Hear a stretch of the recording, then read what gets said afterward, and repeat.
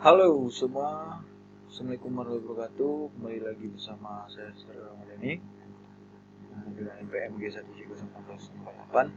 Di video kali ini saya akan mempresentasikan sebagai pengganti UAS mata kuliah bentuk sistem pipa itu bertema welding pipe atau pengelasan pipa. Kita langsung saja ke presentasinya. Pengelasan, biasa disebut itu welding, adalah salah satu teknik penyambungan logam dengan cara mencairkan sebagian logam induk dan logam pengisi atau tanpa tekanan. Dengan kata lain, las merupakan sambungan setepat dari beberapa batang logam dengan menggunakan energi panas. Lanjut. Di pengelasan itu ada beberapa macam pengelasan. Ini yang pertama itu shielded metal arc welding atau SMAW, diantaranya macam-macam pengelasan. SMAW merupakan yang paling populer dan banyak digunakan. SMAW sering digunakan baik untuk memenuhi kebutuhan skala rumahan maupun proyek yang besar. Kedua itu gas metal arc welding atau GMAW. Pengelasan ini biasanya digunakan pada pengelasan fabrikasi steel struktur. Material CS menggunakan CO2 atau campurannya. Sangat menguntungkan atau tonase yang besar karena kecepatan sangat tinggi tanpa harus berhenti menggantikan kawat las. Yang ketiga itu ada submerged RC welding atau SAW.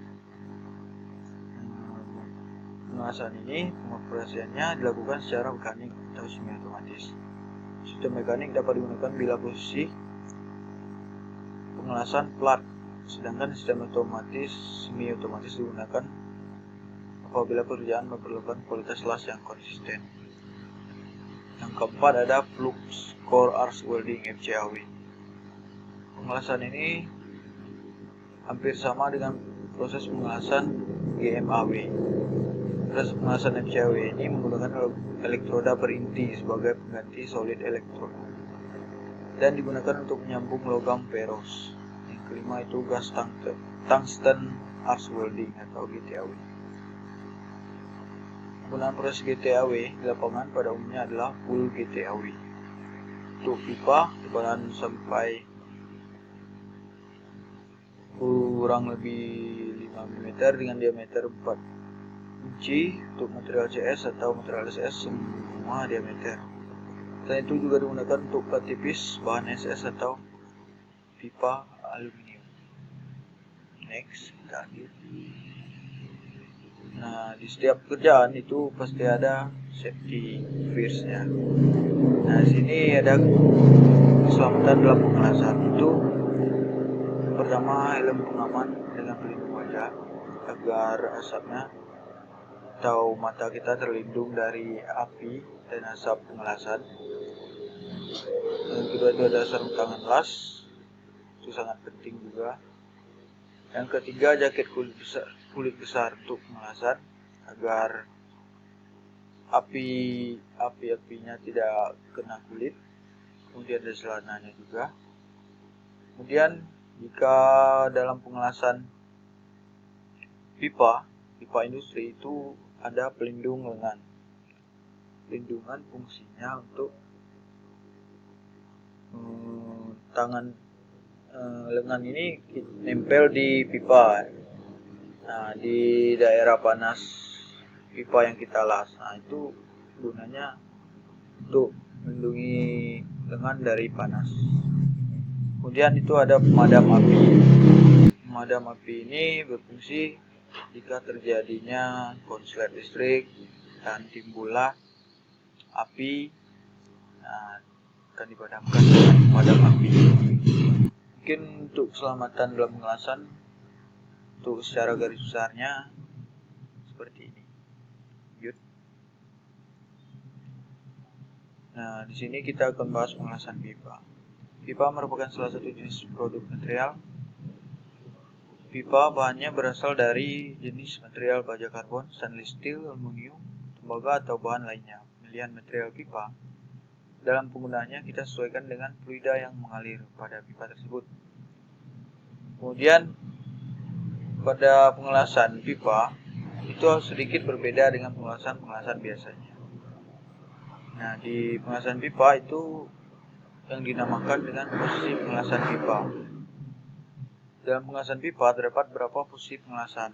Untuk boot joint V-groove dibagi menjadi 4 posisi, yaitu 1G, 2G, 5G, dan 6G. Nah, di sini dapat dilihat gambar 1G. Posisi 1G ketika mengelas pipa berputar. Pipa berputar terhadap sumbu horizontal. Pipanya bisa diputar pada saat pengelasan. Yang posisi kedua 2G itu sumbu pipa vertikal. Terlihat pada gambar seperti ini. Yang ketiga itu 5G. Ketika mengelas pipa tidak berputar terhadap sumbu horizontal atau statis, diam. Tapi posisinya horizontal. Kemudian ada posisi 6G, pipa miring dan statis. Pipanya miring dan tidak bergerak. Itu kemiringan biasanya maksimalnya itu 45 derajat. Untuk kemiringan kurang lebih seperti itu. Dengan perbedaan posisi ini mempunyai kesulitan masing-masing. Yang paling sulit itu adalah posisi yang ini terakhir tadi, posisi 6G. Nah, di dalam kualifikasi welder menurut ASME itu jurulas yang sudah terkualifikasi 6G maka dapat mengelas di 1G, 2G, dan 5G. Karena di posisi ini itu paling sulit, pengelasan yang paling sulit. Karena miring, tidak statis pula. Nah, itu sangat sulit. Nah, di setiap pengelasan itu akan terjadi cacat. Pasti terjadi cacat. Nah, untuk ini semua cacatnya, itu ada cacat laser cut, porosity, slag extrusion, tungsten, force sputter, hot crack, incomplete fusion, penetration, cold cracking, distorsi, arc strike, underfill, lack of inter-transfusion, misalignment, excessive root penetration, dan overlap. Itu secara umumnya, cacat pengelasan secara umum. Nah, cacat yang biasa yang terjadi itu pada pengelasan pipa itu adalah cacat porosity. Nah, sebelum kita masuk ke cacat ini, pada pengelasan pipa itu jenis pengelasan yang digunakan itu biasanya itu ada SMAW dan GTAW. Nah, untuk pengelasan GTAW itu menggunakan gas dan SAW itu menggunakan flux. Itu pasirnya itu spesial, nggak bisa seperti sembarangan gitu. Untuk pengelasan pipa menggunakan itu GTAW dan SAW. Nah, cacat masuk lagi kita cacat yang sering terjadi itu pada pengelasan pipa itu adalah cacat porositas. Nah, cacat porositas berupa sebuah bolong kecil pada white metal atau logam las dapat berada pada permukaan maupun di dalamnya. Dapat dilihat pada gambar. Nah, itu di cacat porosity itu ada beberapa tipe, ada 3 tipe, itu gas pore, cluster porosity, blowhole. Nah, di cacat blowhole itu tidak kelihatan kasat mata. Itu di dalam logam las. Jika ingin melihat cacat ini, kita akan menggunakan alat memang ada alat untuk pengecekan las dalam logam las itu. Nah, penyebabnya cacat ini itu adalah roda yang menggunakan lembab, sudah terlalu panjang, harus pengelasan rendah, throttle speed terlalu cepat, adanya zat pengotor, gas hidrogen tercipta karena panas. Nah, itu cara mengatasi cacat porosity itu pastikan elektroda sudah diopen atau dipanaskan jika disarankan oleh welding instructionnya. Untuk yang kedua, atur tinggi busur kurang lebih 1,5 kali diameter kawat las agar sesuai dengan prosedur atau rekomendasi dari produsen elektroda. Nah, di setiap perusahaan itu pasti ada prosedur atau SOP demam dari perusahaan tersebut. Dan keempat, itu persiapan pengelasan yang benar. Jika tidak ada motor benda kerja sebelum mengelas, kita harus bersihkan dulu permukaan yang ingin dilas. Kemudian untuk material tertentu panas tidak boleh terlalu tinggi sehingga perlu pelakuan panas. Next. Kemudian cacat slag inclusion. Cacat ini adalah cacat terjadi pada daerah dalam hasil lasan, jadi berupa fluk yang cair. Lihat pada gambar. Dan cacat ini juga tidak terlihat oleh mata kita. Jika ingin melihatnya menggunakan pengujian radiografi, karena cacatnya terjadi di dalam. Di luarnya ya tidak ada cacat. Untuk penyebab cacat ini, proses pemeriksaan slag kurang bersih sehingga tertumpuk oleh lasan yang baru. Ampere terlalu rendah, busur las terlalu jauh, sudut pengelasan salah, sudut kampu terlalu kecil. Cara mengatasi cacat slag inclusion ini, pastikan lasan benar-benar bersih dari slag sebelum mengelas ulang. Ampere disesuaikan dengan prosedur atau SOP. 3, busur las disesuaikan. 4, sudut pengelasan yang sesuai, sudut kampu lebih dibesarkan. Kita lihat ini gambar cacatnya.